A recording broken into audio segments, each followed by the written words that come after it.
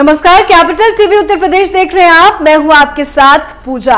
UP में अगले साल होने वाले विधानसभा चुनाव को लेकर सभी राजनीतिक दलों की अपनी अपनी तैयारियां चल रही हैं।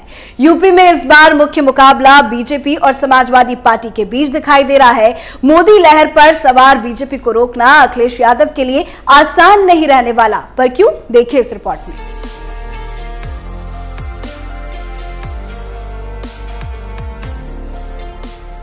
यूपी में चुनाव हो और जाति मुद्दा ना उठे, ऐसा बिल्कुल भी संभव नहीं है।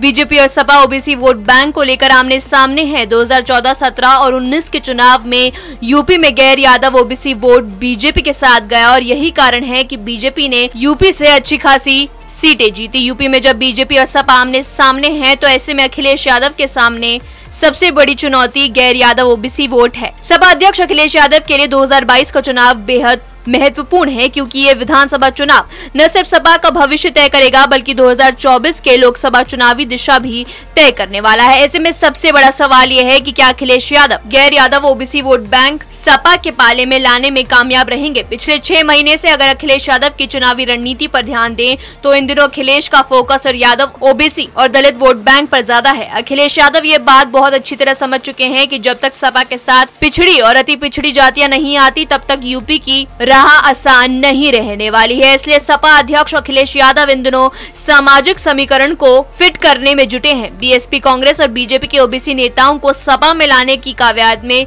जुट गए हैं। पिछले कुछ महीनों में अखिलेश यादव ने 100 से ज्यादा ओबीसी और दलित नेताओं को सपा में शामिल कराया। कुछ प्रमुख और यादव ओबीसी नेता जो सपा में शामिल हुए, इसके अलावा बीएसपी के पूर्व यूपी अध्यक्ष आरएस कुशवाहा, वरिष्ठ नेता लालजी वर्मा और रामाचल राजभर ने हाल ही में अखिलेश यादव से लखनऊ में मुलाकात की थी। ऐसा माना जा रहा है कि दशहरे के बाद ये तीनों बड़े ओबीसी नेता सपा में शामिल हो सकते हैं। यही नहीं, बीएसपी के मौजूदा विधायक हाकिम लाल बिंद और सुषमा पटेल भी चुनाव से पहले पाला बदल सपा में जा सकती हैं। सूत्रों की माने तो सपा पहली बार अंबेडकर वाहिनी का गठन करने जा रही है। दीपावली से पहले दलितों को जोड़ने के लिए सपा अंबेडकर वाहिनी का ऐलान कर सकती है। अखिलेश की इस रणनीति का असर सपा की विजय रथ यात्रा में दिखाई दे रहा है। समाजवादी विजय यात्रा के दूसरे दिन बुंदेलखंड के महल दल के कार्यक्रम में अखिलेश शामिल हुए। महान दल को शाक्य, कुशवाहा, सैनी, मौर्य वोट के लिए जाना जाता है, तो वहीं कानपुर देहात में जनवादी पार्टी की रैली को रथ यात्रा के साथ जोड़ा। यूपी में लगभग 42% ओबीसी वोट बैंक है। पिछले 3 चुनावों में ये वोट बैंक ज्यादातर बीजेपी के साथ ही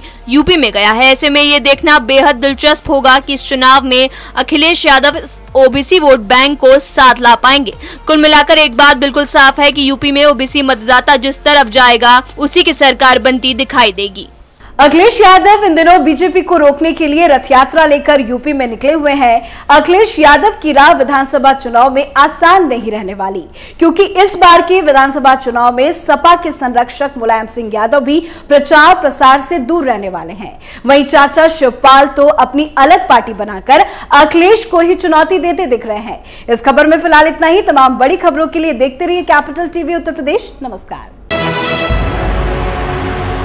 आपको हमारा वीडियो पसंद आया हो तो इसे लाइक करें, हमारे channel capital TV Uttar Pradesh को सब्सक्राइब करें और हाँ, बेल आइकन दबाना ना भूलें ताकि आप तक हमारे वीडियो की नोटिफिकेशन पहुंचती रहे। आप अपना सुझाव हमें कमेंट बॉक्स में दे सकते हैं। हमारे साथ जुड़ने के लिए शुक्रिया।